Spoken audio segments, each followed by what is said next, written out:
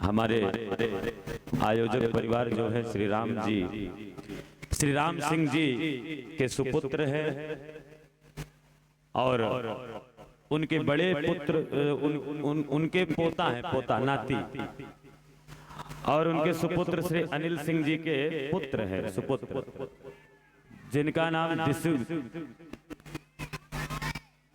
तो कौन है? तो पूरा नाम लेकर भेजा करिए। बोल वृंदावन बिहारी लाल की जय, पूरा लिखकर भेजा करिए। क्या है? तो वही तो बोल रहे हैं, दिनेश सिंह ही तो बोल रहे हैं। कोई बात नहीं, अनिल सिंह हो सकता है, पूर्व में नाम उनका अनिल सिंह भाभी जी रख दी हो, चुपचाप किसी को पता ना हो तो हो सकता है हमारे मुख से बार बार निकल रहा है, तो भैया ही जानेंगे क्या रखा गया नाम। तो ठीक है, सब जानते हैं राम सिंह जी के बड़े पुत्र कौन है। तो कोई बात नहीं, हमारा नाम अजय शरण है। अब कोई हमको विजय महाराज के जगत बुरा थोड़ी मानेगा, कहेगा महाराज ही ना। तो चिंता मत करिए आप। तो अनिल सिंह नहीं, दिनेश सिंह ना, दिनेश सिंह।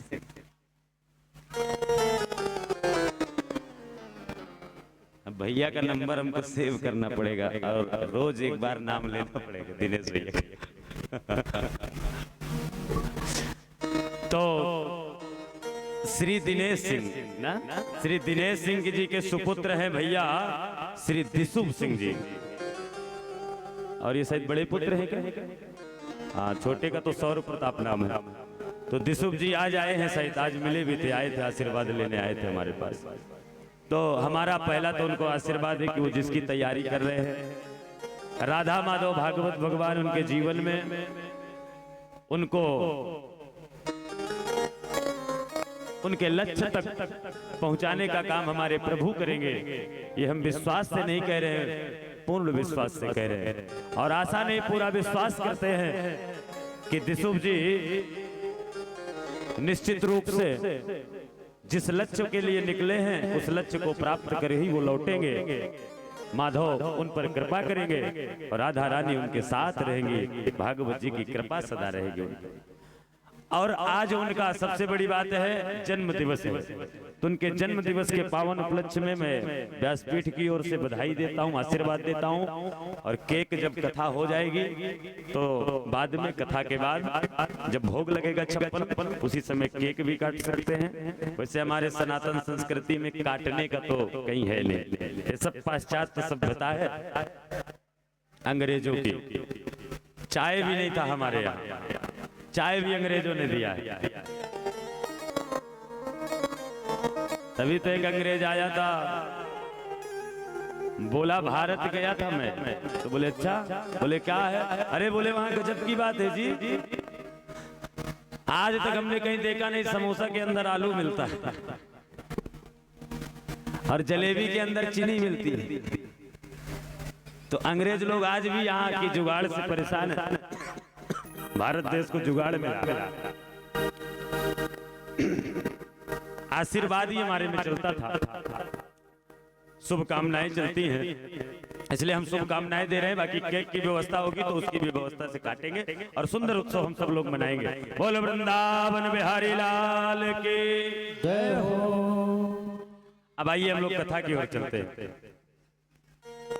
तो अच्छा, एक बात और है, कथा में नींद बहुत आती है, सही बता रहे हैं, कथा में नींद बहुत गजब की आती है। नींद गजब की कैसे आती है? देखो, एक जगह हम वृंदावन में कथा चल रही थी, तो एक सेठ जी रोज आते थे कथा सुनने। तो जहां कूलर लगा रहता था, कूलर के पास बैठ जाए, जैसे कथा शुरू हो गजब की नींद आ जाए उनको, और नींद ले भरपूर। जैसे कथा बंद हो तो जयकारा लगाया जाए, बोल वृंदावन बिहारी लाल की जय हो। तो सबकी नींद खुल जाए तो बाबा जी की, सेठ जी की भी नींद खुल जाए। सेठ जी आए महाराज जी के पास, वाह महाराज जी, मानना क्या कथा सुनाते हैं आप, कथा में दम है आप। महाराज जी को तो सब दिख रहा था कि सेठ जी जैसे आए कूलर के पास आकर के बढ़िया गजब की हवा ले रहे हैं और सो गए हैं। इनको कैसे पता मैं एक अच्छी कथा कहता हूं कि बुरी कथा। तो आजकल सेठ जी नाराज बहुत जल्दी हो जाते, इसलिए महाराज जी सोचे सेठ जी कहीं नाराज ना हो जाए, भैया हमको तो कथा करना है, काहे लिए नाराज करेंगे सेठ जी को। कुछ नहीं बोले।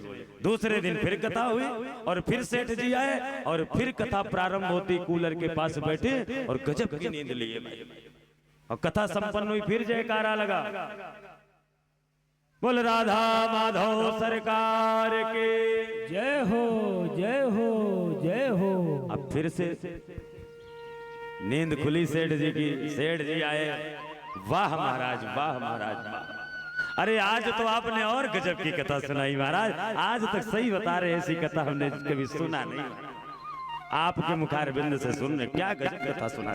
पंडित जी फिर सोच में महाराज पड़ गए। तो सेठ जी आते सो गए थे, इनको कैसे पता मैं कथा अच्छी सुनाता हूँ कि बुरी सुनाता हूँ, नहीं बोले संकोच में। तीसरा दिन फिर हुआ, सेठ जी फिर आए, कथा शुरू हुई, कूलर के पास अपना जगह बना कर रखे थे और फिर गजब की नींद लिए। फिर कथा संपन्न हुई, फिर जयकारा लगा, बोल भागवत भगवान की जय हो जय हो जय हो। सेठ जी जगे, आए महाराज के पास, धन्य है महाराज धन्य है, आप जैसा महाराज आज तक हमने नहीं देखा, क्या गजब आप कथा सुनाते हैं महाराज, क्या गजब। आज महाराज जी से नहीं रहा गया। महाराज जी बोले सेठ जी एक बात बताइए, मैं देखता हूं रोज अब जब कथा शुरू होती तब आप आते और कूलर के पास बैठते गजब की नींद लेते हो, कथा के बीच में एक बार भी नहीं उठते हो, और जब कथा का जयकारा लगता है आरती होने के समय तब आप आते हो, बोलते हो बड़ा महाराज क्या गजब कथा सुनाते हो। तो आपको कैसे पता कथा मैं अच्छी सुनाता हूं कि बुरी सुनाता हूं। सेठ जी बोले वाह महाराज यही तो बात है, घर में बेटा 10-10 गोली देता है सोने के लिए, घर में बेटा 10-10 गोली नींद की देता है फिर भी नींद नहीं आती है, कथा अच्छी है तब तो आते ही नींद आ जाती है। इसलिए कथा में नींद आए तो समझ जाओ कथा अच्छी है।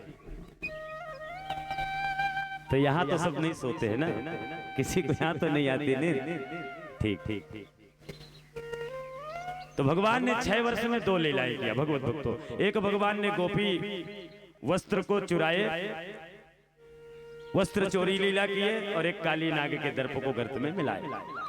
परीक्षित ने कहा महाराज आखिर भगवान होकर के गोपिकाओं के वस्त्र चुराए, थोड़ा समझ में नहीं आ रहा, जब हम पढ़े लिखे हमारे समझ में नहीं आ रहा तो ये जो साधारण मनुष्य ये क्या सोचेगा, भगवान होकर के गोपिकाओं के वस्त्र को चुराते हैं। तो भगवान की उम्र कितने वर्ष की बताई जा रही है जब भगवान ने वस्त्र चोरी किया? 6 वर्ष की। यदि भगवान को मनुष्य माने तब 6 वर्ष की उम्र का बालक आज भी नदी तालाब हैंड पंप कुआं में खेलता रहता है, बिना वस्त्र के किसी प्रकार को उसे देख करके किसी को किसी प्रकार का विकार उत्पन्न होता है क्या? आज भी खेलता रहता है। यदि मनुष्य माने तब भगवान को, और नहीं है तो ब्रह्म। तो एक जगह बताइए जहां ब्रह्म ना हो। हरि व्यापक सर्वत्र समाना, प्रेम ते प्रकट होई मैं जाना। हमको लगता है कि हम ये पर्दे के पीछे जा करके कुछ कर लेंगे, ये सब नहीं देख पाएंगे, तो इनके देखने से थोड़ी कुछ होगा, देखने वाला तो देख ही रहा। इसलिए ब्रह्म तो सर्वत्र है, ऐसी कौन सी जगह है जहां नहीं है।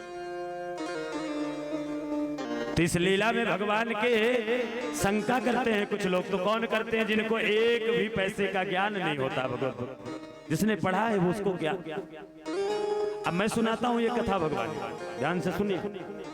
भगवान को वस्त्र चोरी क्यों करना पड़ा?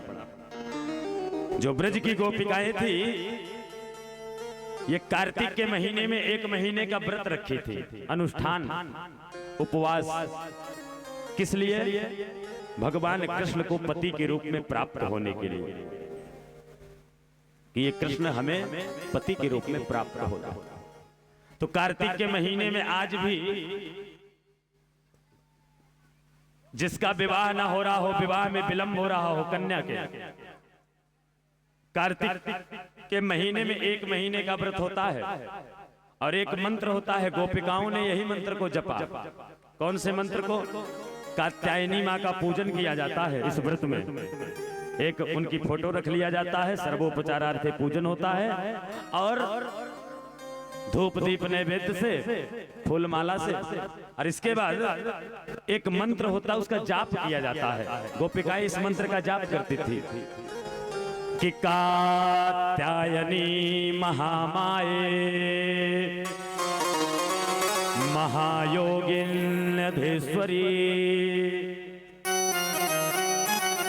नंद गोप सुतम देवी पतिं ते कुरुते नमः। अरे हे कात्यायनी माँ, हे महायोगियों की भी अधिष्ठात्री देवी माँ कात्यायनी, आप हम पर ऐसी कृपा करें कि हमारे मनोरथ को सफल कर दें कि नंद गोपो सुतम देवी पतिम ते कुरुते नमः। जो नंद गोप कुमार लाडला कन्हैया है, ये हमें पति के रूप में प्राप्त हो जाए। इस मंत्र का जाप किया जाता है जिससे भगवान कृष्ण के जैसा सुंदर पति की प्राप्ति और 6 महीने के अंदर उसे विवाह उसका हो जाता है। यदि बहुत विलंब हो गया हो कन्या के विवाह में, एक कन्या के लिए और पुरुष के लिए भी बताया गया है। पत्नी मनोरमाम देहि मनोवृत्तानुसारिणीम तारिणीम संसार सागरस्य, दुर्गा सप्तती का यह मंत्र है। तो जिसका विवाह ना हो इस मंत्र को जपना चाहिए या करवाना चाहिए। आज भी उसका विवाह 6 महीने के अंदर होता है। हमने प्रैक्टिकल किया, इसके बाद आपको बता रहे प्रमाण। ऐसा नहीं, क्योंकि शहरों में तो 40-40 साल के लोग पड़े हैं, विवाह नहीं हो रहा तो सब आ रहे कुंडली लेके, महाराज कुंडली देखो, महाराज कुंडली देखो। हमको समय नहीं कुंडली देखने का, कथा करे कुंडली देखे। और कुंडली देखेंगे भाई, डॉक्टर साहब के घर जाओगे, ऑफिस में जाओगे तो भले बुखार ना हो, 2-4 दवा तो लिखेंगे डॉक्टर साहब। उनका काम है। क्या सर थोड़ी दर्द कर रहा है जो इतने ऑफिस खोल कर बैठे सवेरे से बेचारे। वकील साहब के घर जाओगे, उनका सर थोड़ी दर्द कर रहा है। जहाँ झगड़ा नहीं वहाँ झगड़ा बता देंगे, बोले केस लगाओ सीधे, मैं बैठा। अब उसी तरह सब जगह चलता है। तो देखो हमारे पास भी कुंडली लेकर आते हैं लोग, बताओ महाराज बताओ। अब थोड़ा बहुत अगर कुछ बताएंगे नहीं तो बोलेंगे पंडित जी कुछ आता नहीं। सही रास्ता बता दो, बोलेंगे महाराज को कुछ आता नहीं। अब पैसा लेकर के बताओ, आहा बहुत अच्छे महाराज हैं। उल्टा गंगा बह रही है संसार कलयुग। तो हमने बता नहीं बंद कर दिया, भैया हमको आता ही नहीं।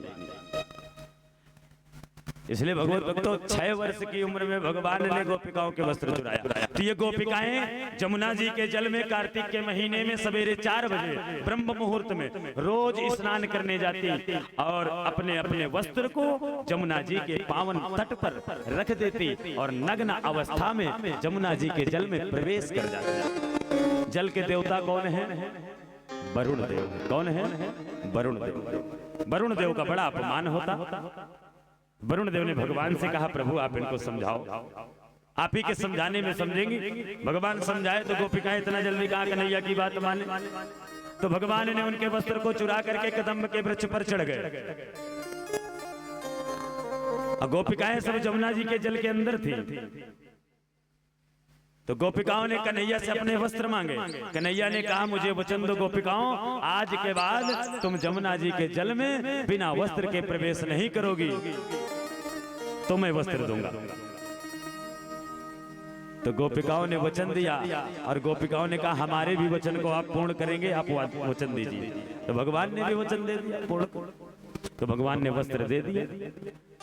अब इसमें बताइए किसी प्रकार की कोई शंका बचती है? तो जिनको ज्ञान नहीं है, अज्ञान, वही शंका करते हैं भगवान की। इसलिए भगवत भक्तों, भगवान किसी लीला में जीव को शंका नहीं करना चाहिए। यही वस्त्र चोरी लीला है। अब भगवान धीरे धीरे 6 वर्ष में एक और लीला की, काली नाग के दर्प को गर्त में मिलाए। एक दिन की बात है, सुखदेव जी कहते हैं राजन, भगवान यमुना के तट पर बछड़े चराने गए थे और वृंदावन में यमुना में ही एक कुंड बना करके काली नाग रहता था। और ये काली नाग बड़ा अहंकार से भरा था। मनुष्य को अहंकार किस बात का होता है? मनुष्य के जीवन में जिस चीज की अधिकता हो जाए उसी का अहंकार इस मनुष्य को हो जाता है। जो सुंदर है उसको सुंदरता का, जिसके पास पैसा बहुत है उसको पैसे का, जो पद में बैठ गया उसको पद का। तो काली नाग को किस बात का अहंकार है? अपने विष का। मेरे पास ऐसा जहरीला विष है।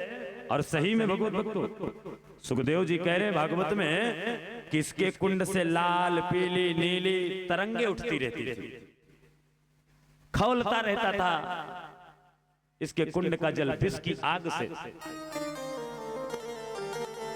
तो इसको अपने विष का अभिमान था। भला किसी की हिम्मत है जो मुझसे युद्ध करे? तो भगवान का एक नाम अमना है, किसी चीज के लिए मन नहीं बनाते। लेकिन बछड़े चराने गए, बछड़े ने जल पिया कुएं के पास, वही कुंड के पास यमुना जी का। सारे बछड़े गाय मूर्छित हो गए। तो भगवान ने सोचा कि अब समय आ गया है और इस यमुना जी के जल को भी पवित्र कर देता हूं। तो भगवान कदम्ब के वृक्ष पर चढ़े और वहां से छलांग लगाए। काली नाग तैयार।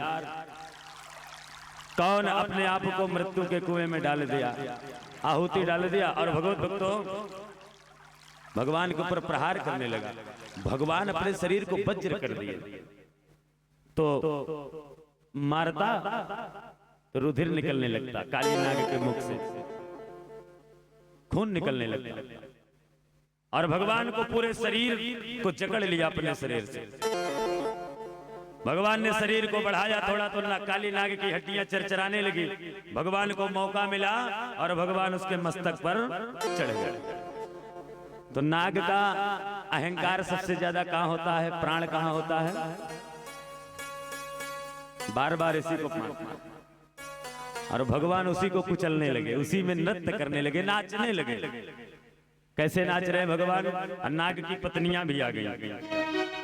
जो काली नाग के बच्चे रहते थे, पत्नी, वो भी आ गई और वो भी नाचने लगी भगवान के साथ।